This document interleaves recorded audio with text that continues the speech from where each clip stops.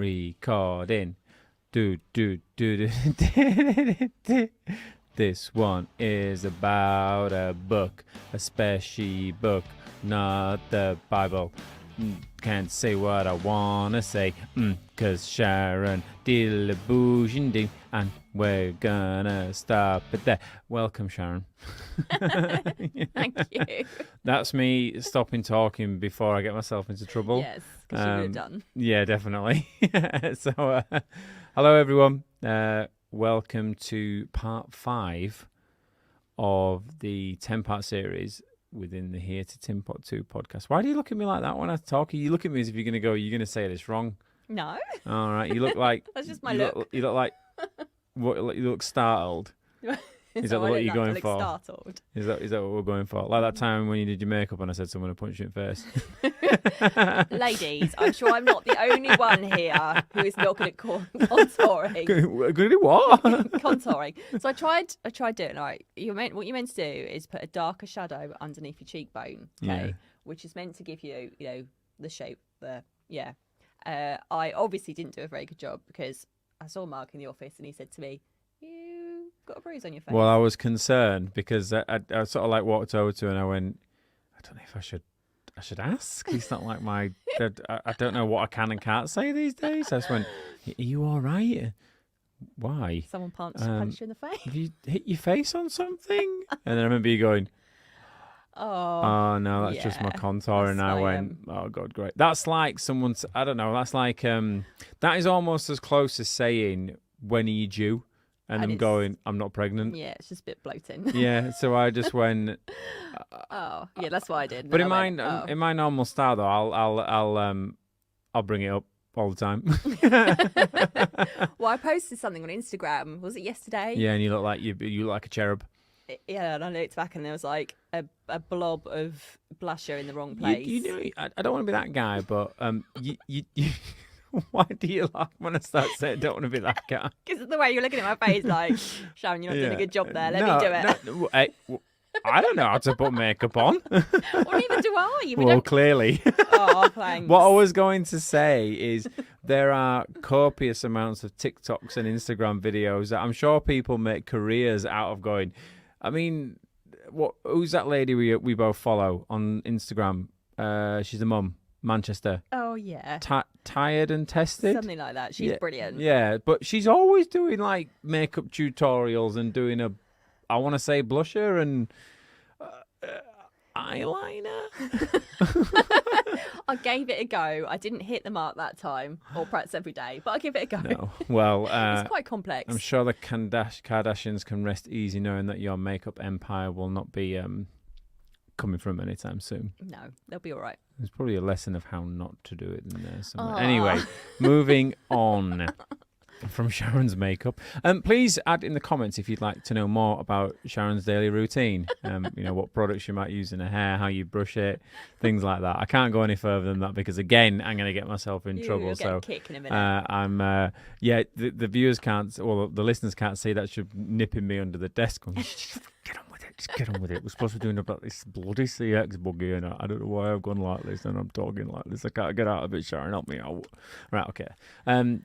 So this is part 5, and as it has always been, listeners and viewers, for the previous 4, that we're now going to read a direct quotation from the book that is called Your CX'y, and we know it. I forgot to plug it in the last one, so I got told off for that. Available on Amazon. Was #1 bestseller at the time, but we could always sell more because, Daddy likes those royalties. I don't like referring to myself as that. I've just realised that. This is going to be a fun episode. I'm all giggly and wiggly. Oh, hang on. I think I've got one for this. Got a soundboard. Oh, this could be dangerous. We're doing a lucky dip with the soundboard. I might have to quickly turn it down, but you're making me all giggly, so... Oh, no, wrong one. But you're making me all poopy. Listeners, you know full well what it is that Mark would have been doing to then get away with trying to say that. Well, right, I'm going to give them a little bit of insight here on comfortability with someone. Now, you should never... For what? Pop. off in front of a lady. But it just happens. I mean, I'm sure I read somewhere that we have had this debate numerous times in the office. I'm sure we've had this debate that you ladies and boys, they trump at least 13 or 30 times, I can't remember which one it was, a day. So you've already done it today. I've definitely done it today. But when it happens, and let's say you have to let one go, and you try to sneak it, but eventually it just goes. And then when that happens, and if Sharon notices, that's my line I say to her, going, "But you making me all poopy, and you make me feel safe." You're making me feel safe, which is making me all poopy. John was here now. I'm sure the other ladies in the office would agree with me. No, is the answer to that. I'm sorry You're for not allowed. having. I think we live in a society now where we can all be equal, Sharon. Yes, but we don't want to hear the boffs. Well, Smell the boffs. I'm sorry, but it's got to come out from somewhere. Bathrooms, that's what they're for. What? So you want me to get up and walk across the office to go into the bathroom and trump? Absolutely. What is this, 1910? Doesn't matter when it was. Don't do it. We need boffin sheds. Why do you think this is so soundproof? I mean, God forbid, do ever light a match in here? Please don't, not while I'm in here. More poopy, poopy, poopy. Right, anyway, should we get on with this? We've been on for 6 minutes now and you haven't even read anything. I know. It's going right, so Sharon is going to read a chapter. I'm looking forward to this one because I have got lots to say about this one. And then we'll chat about it as normal. A little bit of a different setup because you're not going to have an MKLism or key takeaway on this one, are you? It's a list. It is, yeah. So this one's called Be an Intentional Leader. And I remember when we were putting together the list of chapters, I just felt that this is the book, your CX'y, and we know it, is a leadership and a CX in tech book. So this is a real leadership kind of chapter. So it starts with everybody loves a list. Here is a list, our top 10. Here are a few thoughts from us which have helped us on our leadership journey. So, number 1, listen more than you speak as a leader. Get your team used to speaking first. This way they aren't sitting back waiting for you to make the first point. You get to hear everyone else's point of view and can wrap it up all nicely together if you choose to at the end. Number 2, whenever we're saying yes to one thing, we are effectively saying no to something else. Do not make me giggle. Choose your yeses wisely and be intentional about your choices. Number 3. Oh, there's swear words in this one. Oh, go on then. Let's see if you actually do it. Sometimes you have to be the bigger person and walk away. Other times you have to be the bigger bitch. Oh, naughty. Apologies. Drop the bit. You could have said bish. Bish. Apologies, listeners. You sound like have you watched Rick and Morty? Yeah. Scary Terry. Bitch. I'm very sorry, listeners. What do you mean, listeners? You're the one that said it. No, I'm apologising for myself. To the mic, please, love you. To the mic. Other times you have to be the bigger bish to remind them who you are dealing with. Only you will know which card to play. So which, walk away or give it to them. And you won't always get it right. Number 4, rest. Rest is needed, but we all know how hard it is in a business to get the volume of rest that you need. Don't forget the old saying of change is as good as a rest. Change pace, location or topic, and you may be able to reinvigorate yourself without taking your foot off the pedal. What number was that? Number 4? 4. But the rest, we'll come back to that one. I've got some points on that. Yeah. So that one's not a self-care, take everything. That's a change pace. I've got an interesting TikTok that I want to play. Okay. Which will be, I think we'll discuss that one in some detail. All right. Number 5, one of my favourites. So resilience is a constant and very worthwhile effort. This is a key leadership strength. If you don't have a resilience plan, get one. Use it. Add to it. Focus on building your resilience. We talk about that all the time, especially in MKLCX. Number 6, another one of my favourites. Go big or go home. This is certainly something we do in MKL, isn't it? Embrace the all-in mentality. Otherwise, WTAF. What's that stand for? What the actual What, so someone's trumped? What the actual is the point. I thought you were going to say it then. Oh. What? Yeah, back out with that one back. Right. And then number 7, invest in CX and EX. We know we don't need to elaborate here. This whole book is about this. If you're struggling, Employee experience is EX. she is. For those that don't know. If you're struggling with getting sponsorship, work out that return on investment. Deliver awesome CX by stealth if you have to, whilst everyone else catches up on the importance of it. But do it. Get your CX and EX done. Team leadership. Surround yourself with people far brighter than yourself. And mentors too. These are essential. Pay me later for this tidbit. I just did a really weird, uncomfortable wink at the camera then. Apologies. Did you? I didn't see that. Oh. It was awkward. I'm sorry. Viewers. Okay, that's... I'm sorry about that. Number 9. Go, continue. Give a voice to everyone in the organisation so they can share opinions, whatever level they are. Number 10. Delegate effectively and allow ownership. 100+ employee syndrome. Well, this one's an interesting one to talk about. Just bring your mic over a little bit, Sharon, just because our listeners need to have the full experience of those delicate Cockney towns. 100+ employee syndrome. Not knowing everyone who works for you. This can be uncomfortable when you reach this stage. Yeah, so make sure you have a good team below you who will carry your leadership and culture to the level below. I remember speaking to someone not too long ago who they didn't, they're old school. So I mean, the person I spoke to, he's gone over 60. He was a chap that we were speaking about this morning. But there's a couple of 100 people working for his business now. And I remember I was at a Christmas do. They do sort of like a Christmas do every year, and you can bring your partners to it and things like that. And I remember someone coming up and talking to him, and I knew him quite well, and he turned around and said to me, I ain't got a clue who that was. But they worked in his company that he started, and I thought that Interesting dynamic. Well, I know everybody here because we you know, there's I think there's like 12 or 15 of us, but I can imagine that's quite a weird experience when you go, that person's working in my company that I met, and I couldn't tell you who that person was. Yeah, we talk a lot about how our culture is something really important and valuable, don't we? And how if it's not, if you do get to that stage where you've got 100 people and then you don't know who's who, that's why it's so important to make sure that those directly beneath you are hired exactly right for culture fit, so that they can then transfer that down. So you don't end up with a person walking in who's got nothing, like no fit at all. We recently hired someone, an engineer for the business, and I remember the words that he said to me when we'd gone through that. So I'm just taking that off your knee there, Sharon, because you can hear it over the mic. Sorry. His words to me was, I've never been through a process like this before. And my instant response to him was, is that a good thing or is that a bad thing? You tell me what you think of that. And he said, well, it's a good thing. And I went, why is it a good thing? He said, well, it's just been so relaxed. It's been so casual. I said, but there's a reason for that.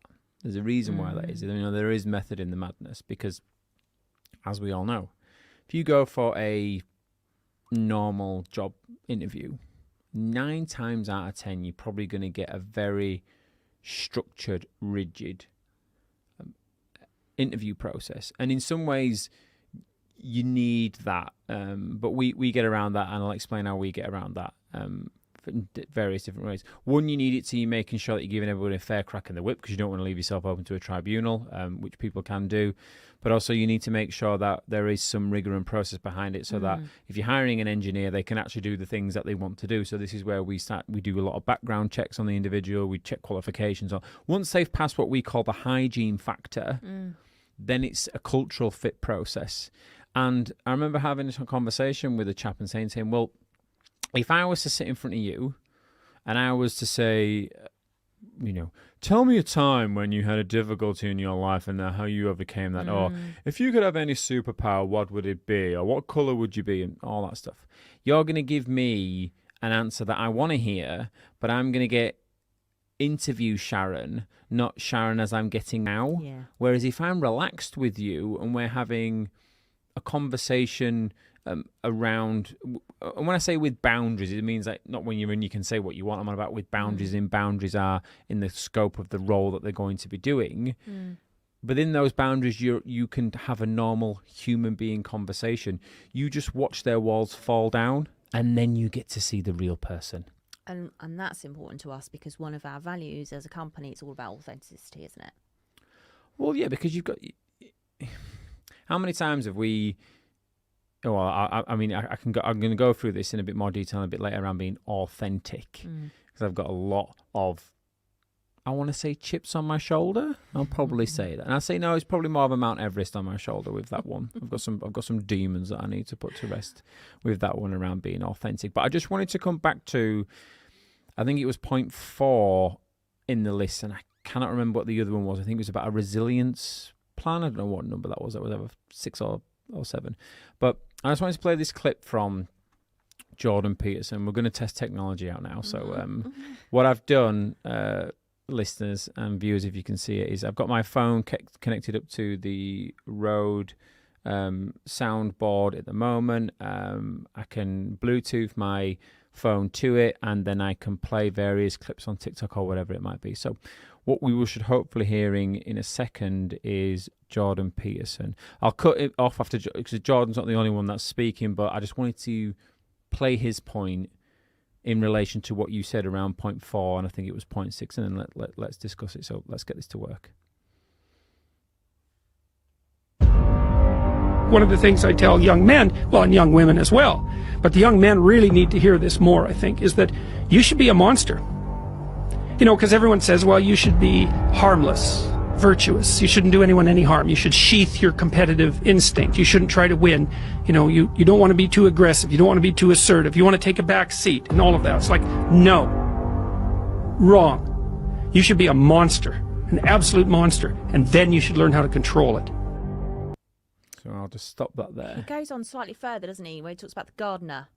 Yeah, but that's that's not in that clip. But that's where I think Joe Rogan talks about that. About it's better to be a warrior in a garden and not have a water fight than be a gardener in a warrior position and have a water fight. So that for me is at that point around resilience or being careful and being what was 4? Go to 4. Or 4 is actually about rest, but that yes, one there... yeah. That's my point around rest. Yeah, so and this comes to that self-care conversation again for me. Is I have to be careful how I phrase this. I have got a challenge with self-care, if I'm being really honest, and this isn't to say I've got a challenge with everybody else about it. I'm on about with me. I'm speaking now for me, not anybody else. If anybody's just going to try to come at me for it, this is not my view of anybody else. This is the view on myself. So I don't like to do too much self-care because I'm in the camp of a Jordan, a David Goggins, a Joe Rogan type individual, that you do have to be they call it a monster, but you have to be an animal, and you have to be able to channel that energy and drive and passion in a way, as he says in there, to control it so people can understand it. But when it comes to so much, you can't have one or the other. How can you be a monster but then go, I want my bubble bath? It's about discipline, isn't it? Yeah. And using your drive, and it's really easy to get into that thing of, oh, I'll treat myself today. I'll have another pizza. I know I had one last night. I'll do it again tonight. Oh, actually, I'm going to completely binge watch Netflix because I want to treat myself. But then you do that every evening that week. And that's when it becomes a problem, when it becomes over excessive. And instead of it being a treat and something you do to kind of refresh yourself and then get back in the game, you're doing it because you're just doing it because you're like, it's me. I'm going to look after myself. I'm going to look do after it for myself. wrong reasons. I'm not going to go for that run. Yeah. You listen to David Goggins or read his book, and this isn't a Dave Goggins podcast, so we're not going to go down that route again, but he talks about sitting there and staring at his shoes for 20 minutes. Making himself do before he actually does it. Now, he could easily do that self-care and say, I'm going to go have a bubble bath. Well, yeah, because, I mean, his is to an extreme, isn't it? Because he was, like, spending every single day working out, like, the entire way through his day. And then he did that every single day just so he could lose all that weight. So how easy would it be to go, do you know what? I ache from top to bottom. I'm going to take this evening off and not do it, but he didn't. No, and exactly. he didn't let himself get into that routine of, just for tonight. And we have to be careful. We do have to be careful as leaders that you are not expecting everybody. I remember I read a really interesting comment from Gary Vee. And he said, if you're a business owner or a leader, a senior leader, you should not expect your employees to do what you do. No. You shouldn't. And if you are expecting them to do as you do, then ultimately you're going to just be constantly pissed off. Because in the nicest sense of the word, then you're in that position and they're not. And it's not because they're not capable of doing your position. It's because they might not want to be in that position. They might want to look after their family. They might want to not work away. And that's all absolutely fine. But as a leader, if you want to be that monster, and to his point around controlling it, that to me means that you shouldn't be a tyrant. So there's a fine line between being a strong, intentional leader and being a tyrant. Well, yeah, you role model compared to telling you will do this. Yeah. And it's your personal drive, isn't it, that makes you be that strong person who continues with your drive and delivers every day. But if you're also saying, right, I do this, so you should do this, and as you say, getting annoyed when someone else doesn't have that same drive as you do. Because with that drive, what we're talking about there is going over and above. It's pushing yourself forwards. It's going for those big, hairy, audacious goals every day, and not kind of just sitting back and going, "Oh, it'll happen when it'll happen." Yeah, or allowing someone else to do something for you, and then you getting annoyed because it hasn't happened. Now, there is the art of effective delegation, and all that piece comes into it. But that, to your point around that 100 employee syndrome, you have to be able to have a strong team underneath you to be able to ensure that as your business gets bigger, or as your team gets bigger, or your projects get bigger, or whatever that might be, you don't have to be constantly going up and down the hierarchical elevator, so to speak. Not that you should not talk to the people. I don't like using the bottom of the pile, but talking to the people who are junior and only engaging with the senior individuals. That's not what I'm saying. Is that you need a strong team to be able to do that. And coming back to that interview conversation that we just had then, I remember. Have you ever been in an interview situation where they say there's no hierarchy here? Yeah. It's a flat structure. And you know full well there is. Well, we know there is. Yeah. I mean, read Jordan Peterson's book, The 12 Laws. His first bloody law is about being a lobster and what happens to lobsters and the hierarchical structure. There is a hierarchy everywhere. But more importantly, there should be a hierarchy. And we're going to get into I'm leading you down a path here. Not to trick you, but I'm just leading you down a path because I want to have this conversation because we've had this before off camera. But there should be a hierarchy, and you agree with that, am I right? Agree. Yeah, there should be a hierarchy, and you might be watching this going, well, why should there be a hierarchy?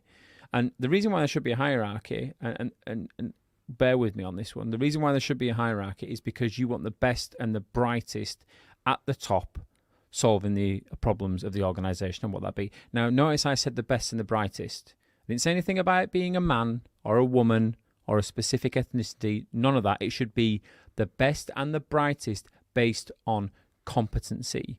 And this is where you start to get around the debate a leader of there should be equality of opportunity, not equality of outcome. So everybody should that basically means everybody should get a fair crack of the whip. But because I'm a man or you're a woman, you might be better than me, but because I'm a guy, I'm going to get the role. That's what I mean about equality of opportunity rather than equality of outcome. Now, of course, there should be a hierarchy. And if you're ever in an interview situation or you're a leader, please don't say there isn't a hierarchy here or it's a flat structure, because it is just, I'm going to say it's bullshit. There is a hierarchy structure. There just is. It's just the way it is, and and there should be. Now, where people sit in that hierarchy, that is up for debate. And this is where you get the sending the elevator back down conversation that we've had around this. So do you want to give your views or what your thoughts are around, because Well, no, I'm not going to do that because that's a little bit unfair. My view in terms of sending the elevator back down is that not everybody should step on the elevator. And this comes back to, again, my point around equality of opportunity rather than equality of outcome. Because let's say, Sharon, you're CEO of X company, and you're looking for a successor. But you don't want to take someone who's necessarily from the road down from you. So let's say it's the board or the management board. You want to do something a bit extreme here. You're going to send the lift all the way down, and you're going to find someone to get on that lift. Now, you could argue that everybody should be able to get an opportunity to get on that lift, but should they? Well, I know what your views on it, and I do agree to some extent on this. Yeah, because when we've got to chat. If you haven't had a chance to get the book, have a look at the book, because quite often when we're talking about the chapters, we end up referencing the other chapters, don't we? And there's a full chapter about this, because I said as a leader and a role model, you should be able to send the lift back down, which means that when you reach the top, it's hard to get to the top. When you get to the top, you look below and you look at those people who are promising people, agreed, and you give them a hand up. Of course. And I found because they're competent to be able to do it. That's a key bit of this conversation, competency, not just because they're there. Yes, or because they're ticking a quota. So important. Yeah. And the reason I was saying this is because when I was kind of at the bottom, if we want to put it that way, looking upwards, there were very few role models. And when I was actively seeking and putting my hand up to say, I really want to progress, I really want to give my all to this company, I'm really loyal, what do I need to do, how do I grow, is there anyone who can help me, and found nothing, and there was nobody really who wanted to help me, and that was fine for me because I managed to find people outside of the organisation. But I found that a couple of times until I got to a really good place where there were people who really did want to help, and that made such a difference to my career. And that's why I say, when you reach the top, send the elevator back down. Do help those below you who are promising and have the potential and the capability. That's the key thing for me, because it's. I'm not going to try to contradict myself too much, but that in terms of equality of opportunity, everybody should get a fair crack of the whip. I think yes, there is, but there are different stages of that whip. Yeah, when you have an easy ride, that's not right.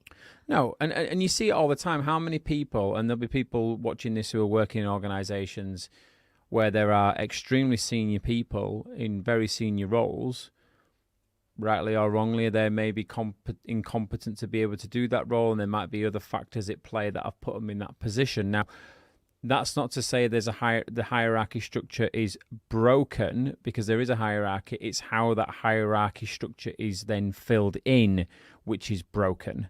Yeah, how's that person reached? How's that been established? Because if it's just that they've got that leadership position because they are married to the other person, or it's the son of and they haven't gone through the process of working themselves up or learning the lessons the hard way. They've come straight out of uni or whatever and landed this strategic position and actually making the wrong decisions. Or I could get your views on, let's take that in a different way and say, they've got there not because you're fresh out of uni. Let's say there's a quota to fill on a board. Yeah. How? If it's let's put myself in my shoes then. I can only speak for myself, but if obviously I am on a board here, and I have been in previous positions for the charity. If I felt that I was only in that role because I was filling a female on a board quota. You're there because you are a woman. Yeah. And other people felt that too, that would destroy my credibility. And I'd feel I had to fight even more to get there.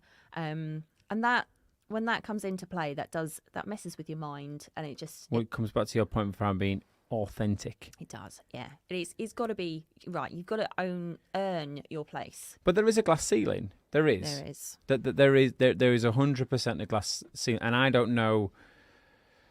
Well, we'll never get to the answers of how you then break through that glass ceiling. But I just don't think that a quota and putting people on a board because of a box to tick is the right way to do it. Because when I look at women such as yourself, strong leaders, I know that would kill you if, yes, you'd be able to say, I'm on a board, I'm paid X, but on your own on a night when you're thinking about it and you're going, I'm only there because I'm a woman and I was the right place at the right time to be able to get that position. Some people could look at that and go, hey, you've made the best of a bad situation, fair play to you. Why not? I don't know, but for me, it eat me a little bit, that. And you can either, we're really good at in MKO as using things like that as fuel, make you Hate fire. Yeah. and push forward and go, right, well, I might have started out as a quota tick box, but I'm going to, really push forward and prove my worth so much so that I take over everyone else. Not take over in a bad way, but kind of, really grow. Surpass them. Yes, that's the word, surpass.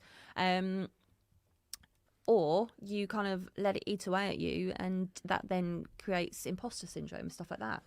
Well, we've had these debates, haven't we, about hate fire? I remember when we first started doing this and you didn't necessarily, I wouldn't say understood hate fire, but I don't know if you agreed with it. I think once I reframed it as use it as fuel, I got it. Look at Dave Goggins. Yeah. How many times has he, there's that story anyway, he's doing an ultra. And he's racing some guy, and this guy's telling the story. I don't know what. I think it was a 100-miler, and the guy's beating David Goggins, and he has a problem with his shoe, and he stops. And David Goggins is 2 hours behind him, so he fixes his shoe, and he gets up, and then Dave Goggins is sort of caught up to him, and then overtook him. Off down the road he goes. The guy's running even more, and this is in the middle of the night, and there's no one around for miles. These ultras, you might not see anyone for hours and hours and hours. He gets to the top, and there's a cameraman up there, up to the top of this hill, and he goes, Did Goggins come through here? And he went, oh, yeah, he came through about an hour and a half ago. And he went, did he have anything to say? And he went, yeah, he was just going to the camera. They don't know me. They don't know me. They don't know who I am. And the cameraman's going, mate, there's no one here. But what he's doing there is he's using the fuel of all the bullshit he's gone through. I mean, to the extreme, because he's actually saying it out loud. I mean, I don't go that far, because I think my wife would think I was nuts if she came upstairs and he had me on suite. They don't know. And be like, what's he doing up there? My watch keeps on going off his head. They'd be going, what's he doing? But he's using that as fuel. I mean, he's doing the cookie jar approach. He's using that as fuel to push him on. And when you, as a leader, or when you're trying to be a leader, there's a couple of boxes for me you have to tick for you to be authentic. And I had those boxes challenged in a different life. Yeah, share a bit around that. Well, it sat with me for, I think it's still, to be honest, I think it still sits with me today, but I use it as hate fire, as fuel, whereas before I didn't understand that terminology. I didn't do any reading around it. I didn't allow myself to be vulnerable in my thinking to go and explore the process of why. I mean, so take imposter syndrome and all that lot out of it. That wasn't necessarily the problem. No. The problem was, and we'll leave the organisation out that it was at the time, but we'll protect the innocent, and we won't say the names of the people involved either. But I was in a position within an organisation. A large UK organisation? Yes, a large UK organisation. I was in a head of position. And within this organisation, every month they'd have a session where the board would get together. So you'd have the main board, and then you have the management board. And the main board was, the CFO, the CEO, and the non-exec directors from different organizations. The management board was the management board, so the COO, the MD, the various factions around that department. The chief marketing officer was on there. The HRD was there. So that was where most of the decisions were made, because most of the decisions were made at management board level and then pushed up to the main board, where they sort of wave it through, tap everybody on the back, and then go and drink champagne or whatever they do on a main board. But it was a big deal to get to go and speak at the management board. It's right in the lion's den there. And every so often, you would be asked as a junior manager to go and present at that management board your paper or your strategy or something that your senior boss at the time, which was the chief operation officer for me, would be happy to sponsor. So he or she would be there as a chief operations officer and say, right, Mark's going to come and talk about X. I've sort of like give this the nod, but it's obviously a development opportunity for Mark. You know, he's going to come and talk to, you know, you guys, and I'd really like you to, you know, challenge his thinking. You know, it's great, you know, and they all like to feel good about themselves. You know, yeah, you know, all that sort of stuff. You know, great, yeah, well done. However, now I got told I was going, and you usually get told probably about 2 months in advance. So they're monthly. So I can't remember what date. Let's say mine was October. So I got told at the beginning of August. You're not going to go at the end of August. You're not going to go at the end of September. October, you're going on. Great. And I won't mention the paper, what it was about, because again, it'll give it away. But I was there to talk about a specific initiative that my team and I was heading up and delivering across the business. Okay, great. All team get excited. Okay, right, we're gonna do this, right? What should we do? So obviously they knew that I was the one presenting, but the team was rallying around, going, right, what about if we talk about this? Because you get everybody together and you go, you know, right, this is a great opportunity for our team. You know, this isn't a me situation, but as the figurehead, you the one that has got to be. That's why you are, because a lot of people in the team would say, I don't want to do that. Oh God, no, I can't think of anything worse. Well, it is straight in the lion's den, isn't it? As you say, massively so. So you gotta get together and you build your pack, and the pack will probably get to 80% ready, and then it will go to the senior leader who gives it the little zhuzh. So making sure that the terminology is quite right, making sure that if so-and-so on that management board has got an initiative that might clash with it, that's sort of like dialed down, you know, so you're not going into an instant blocker. You just, and that's the right way to do it, by the way. So if you are a leader, you need to build your packs to around 80-90%, and then you put that zhuzh in it. That's important. But I remember before, it come to a couple of days before, and before we went in, my boss came to me and said, look, I've let the person know, and this is the MD. I've let the person know where you're from. And I went, what? What do you mean where I'm from? I don't understand that. What do you mean where I'm from? He went, no, I've just warned him that you're from the north. And I went, this company's down south. And I went, okay, I don't really understand that. What do you mean you've warned him I'm from the north? And he went, well, I'm just being honest with you. This individual will find it quite peculiar when you open your mouth because you're from the north, which completely threw me out. And I remember going to present, and all I could think of was, as soon as you open your mouth, you're going to sound northern. As soon as you open your mouth, you are going to sound northern. And I couldn't think straight. I couldn't think of the paper. I was waiting for, and I knew the agenda, and it was getting closer and closer to my time to speak. And I was just thinking, I want my mouth to do a matrix and just completely seal. I don't want to talk. And as I started to talk, I remember in my peripheral vision to the right, was the managing director, and as soon as I opened my mouth, he lifted his head up like a meerkat and sort of looked around the room as if to go, has the cleaner come in and picked up the microphone here and started talking? What's going on here? Went through the paper and got through it. So I was talking for about 45 minutes, and then at the end of it, I had the feedback from my boss at the time saying the managing director couldn't really understand a word you were saying.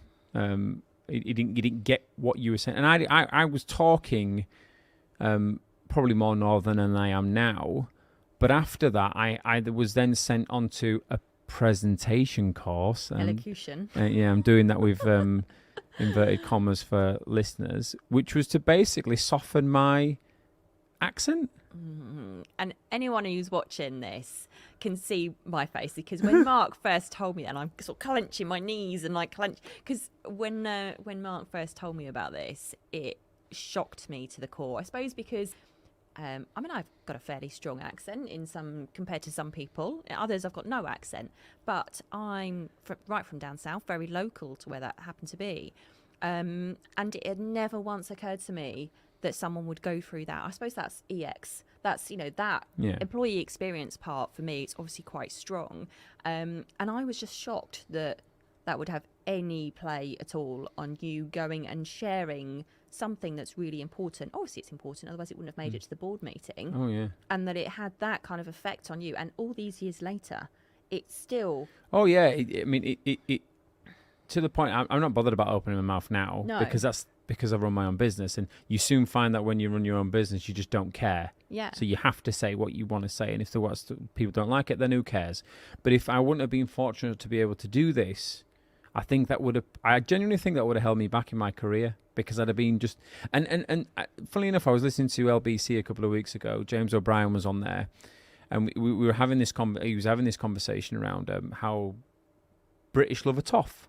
We just do. Mm-hmm. We love the Queen's English. Yeah. It doesn't matter how intelligent or unintelligent you are. If you speak the Queen's, it's almost instant respect. If listeners and viewers, Harry Enfield and chums, Tim Nice but dim, speaks absolute the Queen's English, but he is short as two short planks. But we love a toff. We just do. And we instantly doff our caps to people that sound that way. Now, if it's a regional dialect that I've got, you have to almost fight a little bit more to be seen as credible. And that's just the way it is. We will never change it, and we will never change. I never experienced it until that point, but I have experienced it, and I've seen it happen to other people, and it's my instant flash when I hear someone talking about someone's accent and saying, oh, they don't sound right, or they sound a bit rough. It's like, who cares how they sound, as long as they know what they're doing and they're credible, and that for me that comes down to that leadership piece, because you want a diverse team. Absolutely. How else can you reflect your customer base who are diverse if your top layer, your leadership, or people in the organisation don't reflect what you've got? And I remember once you told me that story, someone else said exactly the same, and I thought, ooh, this is really quite widespread, and it bugged me ever since, because it wasn't on my radar whatsoever. It is a big. I'd like to say hopefully it's not anymore, but I pretty much guarantee it is. So if you're watching this and you have a strong accent and you are concerned, or you might have even been told that you don't sound right, or you're not the right sort of term. It goes back to what I was saying before, earlier a couple of weeks ago, about the live that I did. There was a live I did around drop the brochure and pick up the mic, around how many organisations could just start a podcast or a live and would allow me to do it. Probably not, if I'm being honest, because of the way that I talk. I just wouldn't be. They would find someone who was a bit more polished. It just would be the way. So when you're a leader and if you sound the way like I sound, my only advice would be is you do have to fight a little bit harder to be taken more credible, but do what I did and just be it goes back to that point that Jordan Peterson says, be that monster but control it. So I'm quite a forceful individual, but in a controlled way, and the reason why I have to be like that as a leader is because of stories like we've just discussed. Because if I'm quiet, timid, sound from the north, unfortunately it's just a case of going, oh, what does he know? Oh, shouldn't you be shouldn't you be sweeping some chimneys or something like that? That's just the way it is, unfortunately, in the UK. So leaders, you need to have a diverse team, but you also need to make sure that when it comes back to that point around sending the elevator back down, it doesn't matter if they're male, female, or identify as whatever they want to identify as, or the colour of their skin, or who they pray to, or anything like that, or what they sound like. As long as they are credible and competent individuals, then everybody should be getting on that lift. Or have the opportunity to if they want to. Yeah, absolutely. Yeah, no, I totally agree with you there. One thing I wanted to say before we ended. So the reason we called this Be an Intentional Leader is all the way through the book we talk about that word intentional. And I think that is a really key word. We talk about resilience a lot, but being intentional is every day or every week thinking, right, how can I be a better leader to my team? How can I be a better role model? What do I need to do to push myself to that next level up, to step up? So if I can leave you with one thing from me, it would be to remember that word this week, intentional, and especially around leadership. We talk in the book about the size of your shadow. There's a whole chapter about that. And that's very much about going, every single leader casts a shadow, whether they want to or not. Sometimes it can be, they walk in and they're in a bad mood. That casts a horrible shadow, a glum shadow, for want of a better word, all over their team all day long. And you just see the team just go, no energy in the room. If they're a really great team manager, you see the team pick up and productivity picks up. So think about how intentional you're being this week and the size of your shadow on those around you, whether it's your family, whether it's those next to you, or those a couple of layers down beneath you. But do be intentional about what kind of leader you are. Excellent. And I think we will end it there. I'm going to go put my flat cap on and go walk my sheepdog. Whippet. Oh, it's a whippet. It's a whippet, Sharon. Oh, sorry. Oh, God, how dare you stereotype the North. I'm going to go drink some Yorkshire tea now and go that pit, and then I'm going to go sit mar and bar. I'm going to go get it. That's how I talk, by the way. So, yes. Anyway, thank you, everyone. Have a great day, week, month, year. Enjoy it. Thanks for listening.